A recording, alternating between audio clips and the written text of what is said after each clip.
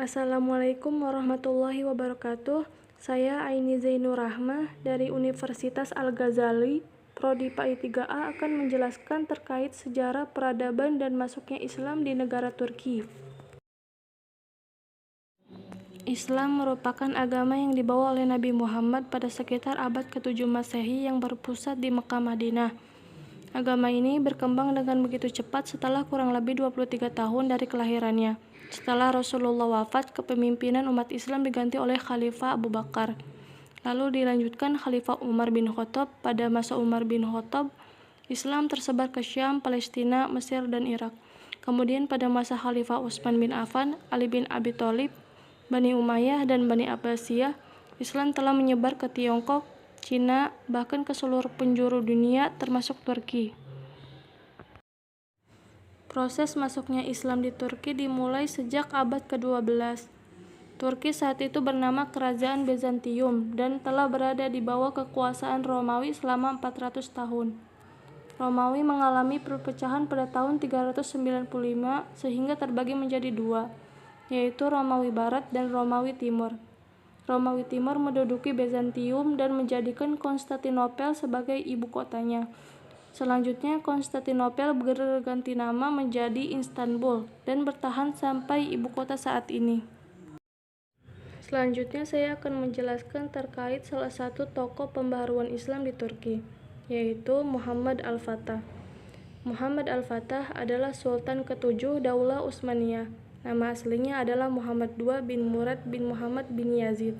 Kemudian dikenal dengan nama Muhammad Al-Fatih karena keberhasilannya menaklukkan Konstantinopel. Muhammad Al-Fatih lahir pada tanggal 29 Maret 1432 di Edirne yang dikenal dengan kota nama Adrianopel atau Adrona. Sedangkan menurut Mursi, Al-Fatih lahir pada tahun 833 Hijriah. Sejak kecil, Muhammad Al-Fatih terkenal sebagai seorang yang tekun mempelajari ilmu agama dan ulama-ulama yang terkemuka ketika itu.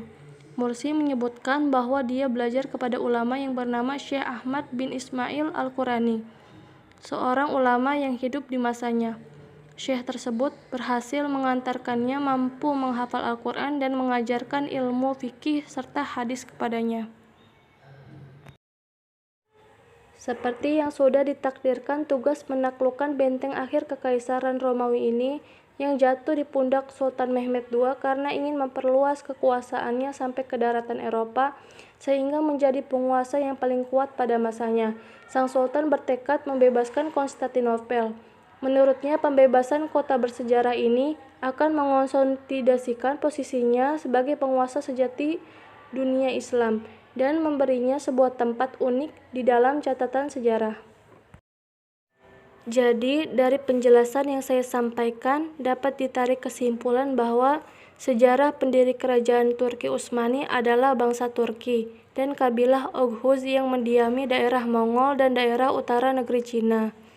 Dalam jangka waktu sekitar 3 abad, mereka pindah ke Turkistan, kemudian Persia dan Irak. Bangsa Turki masuk Islam sekitar abad ke-9 atau ke-10 di bawah pimpinan Ertugrul. Ada beberapa tokoh yang berperan dalam peradaban Islam di Turki. Salah satunya adalah Muhammad Al-Fatih.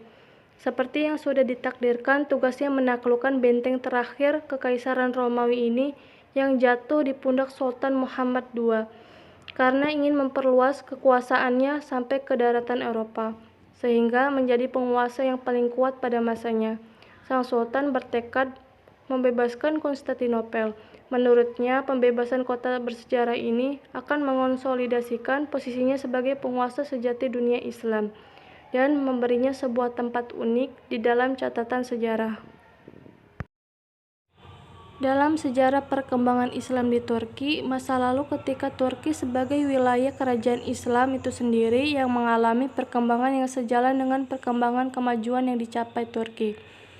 Ketika itu, antara lain perkembangan wilayah Islam, sosial politik, administrasi pemerintahan, militer, dan umat Islam juga mencapai perkembangan di bidang ekonomi. Demikian seterusnya, Turki dan umat Islam berkembang dan maju dalam berbagai bidang, sampai Turki memasuki masa reformasi di era kontemporer di masa Turki bukan lagi pemerintahannya berdasarkan pada sistem kerajaan atau dinasti. Dengan adanya penjelasan yang saya sampaikan, saya berharap bagi para pendengar umumnya dan saya sebagai pembawa materi dapat menambah ilmu serta wawasan kita untuk lebih memahami sejarah Islam di dunia.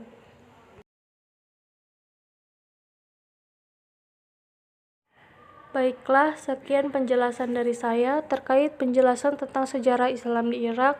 Kurang lebihnya mohon maaf. Wassalamualaikum warahmatullahi wabarakatuh.